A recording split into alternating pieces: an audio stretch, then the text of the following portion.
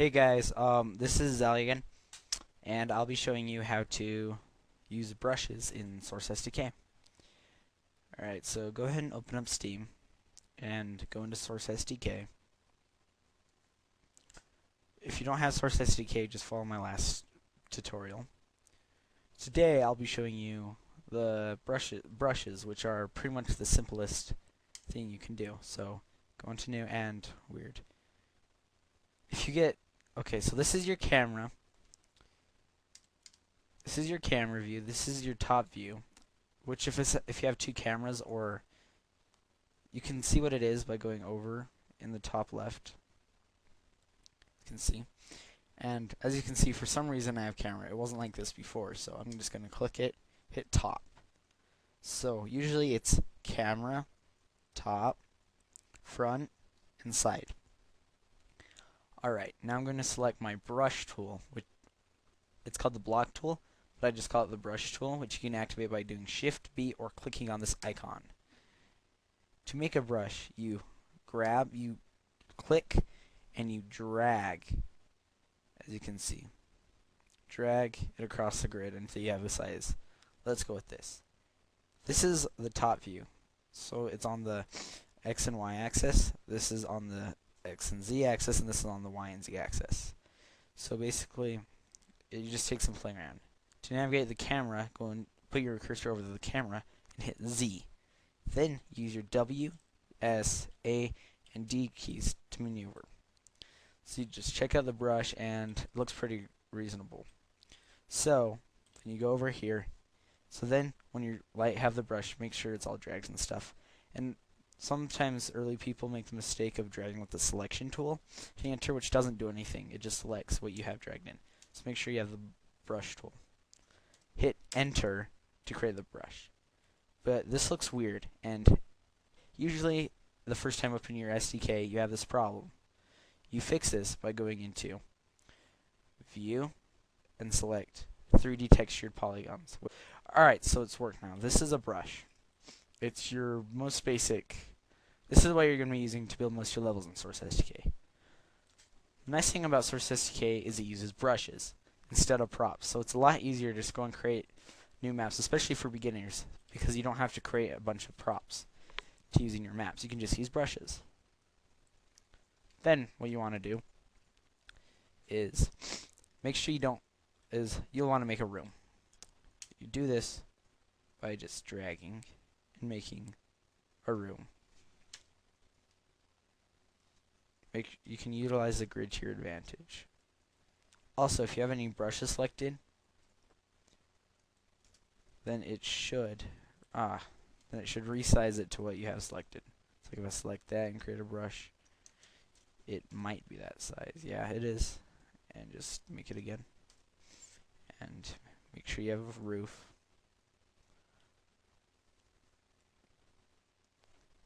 There you go. You got your basic room. The reason why you don't want to have a big gap or something that sees into the void, which is the black thing that surrounds the map, because this can cause a leak. What a leak is where it sees into the void, and that just can cause a bunch of problems like lighting. It can mess up your lighting and stuff like that. So I'm going to Control Z my deletion, so it's just back to here, and I've got this basic room. No leaks that I can see, and looks all great.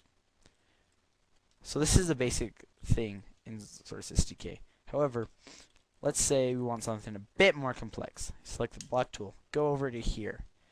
It says Objects Block. You can change this to an arch. Arches are more complex, so I'll go into that a bit later. So let's say we want a cylinder. You can select the sides. You usually want powers of 2, otherwise they'll go off grid, or in other words, it just won't look good. And it can cause errors and just not look pretty. So you want it to be powers of 2. So I'm going to go ahead and create my eight-sided cylinder. If that's too blocky for you, you can create 16-sided, 32-sided, or, well, you get the picture. Now, it's kind of hard to differentiate between these, so I'll go more into detail about the face edit sheet, but we're going to change the texture by selecting the face edit sheet, hitting browse. You can choose whatever you want. I'm just going to use just this one to be simple. Make sure you have it selected because I didn't. And you can go into here to see your previous textures you used. I'll choose this one for this one. And this one for this one. And as you can see, we've got our different cylinders. And cylinders, so we can have a sphere. So nice little floating sphere here. Little 8-sided thing. You can see. It's easier to just, if you really want, you can copy by copy and paste brush by hitting shift, clicking it, and dragging it. Make sure you have shift, otherwise you'll just delete the brush. And let's say, so yeah, you can do that and stuff. You've also got spikes. See, deadly. You can also change the shape of these, like, it doesn't look very, like, artsy. It doesn't kind of bland. It's got this, which looks a bit more threatening, in my opinion. Or maybe like the top of a church, house, whatever. So yeah, you can just use them for loads of different things. You've also got your torus, which I haven't really done much with the torus.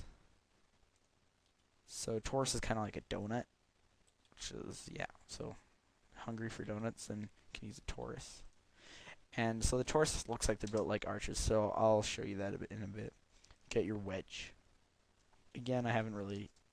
Wedges are kind of like corners, apparently.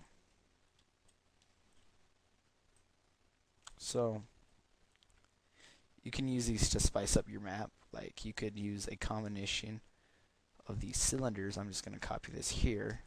Take a cylinder, and you can resize it. A brush by... You got these. Alright, click this. If it looks like this, that means you can change the size of brushes. If you click it again, you can rotate them. I just undid that. Or you can make it look weird, like this. Let's go like this, just for fun. And select our cone.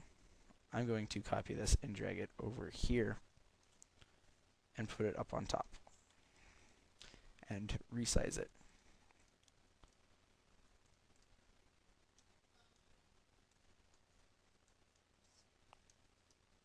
And as you can see, we've got this weird little ugly thing. But it looks weird. But you want it to be a bit bigger, but not much. So just go ahead and scale down the grid a bit. And you can make it look a lot more, well, pretty, if you want to say it like that. Just make it look better. And so as you can see, you got this little tower thing. Now, let's say you want to go ahead and look in your map.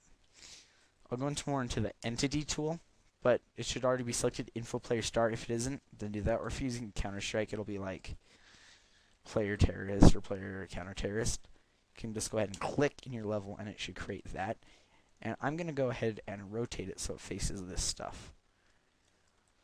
So if you guys just want to build a little level and stuff, then do it like that. And so I'm going to go ahead and run it by going into File, Run Map, or just clicking this button, or by hitting F9. You should probably save it first. So this is going to be tutorial 2. Or tutorial. So, run it. Should be saved first. You want to make sure most of these are on normal. No, it just doesn't run it. BSP is what converts your VMF into a BSP. So, like, from your hammer level into your editing, into the actual thing. VIS is an optimization tool that decides what the player can see at any time. So you want that on, otherwise it'll be really laggy. RAD, R-A-D, is the radiosity, which is for lighting, and so you want that on too. And HDR, if you're using an HDR skybox, which I'll go into later, then you want that ticked. And I usually keep this ticked because of it, but because if you run it if you run the game after compiling, it can do some errors, like it'll just crash and stuff, so I find it easier just to tick it. Additional game parameters, you won't have to worry about that. Expert, not really. Okay. So OK and cancel kind of obvious.